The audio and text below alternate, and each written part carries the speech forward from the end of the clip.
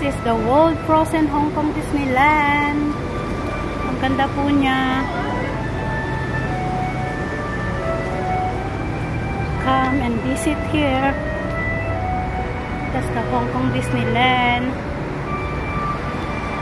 Dito na po siya sa Singapore. World Frozen Hong Kong Disneyland. Ito po yung magandang view dito na gusto mong mag-tour o pumunta sa Hong Kong. Ito po yun. Yung World Frozen Hong Kong Disneyland nila. Guys, ang ganda po ng view dito. Continue watching my videos, guys. At itutur ko kayo ngayong araw na to. You can be an explorer or adventurist too.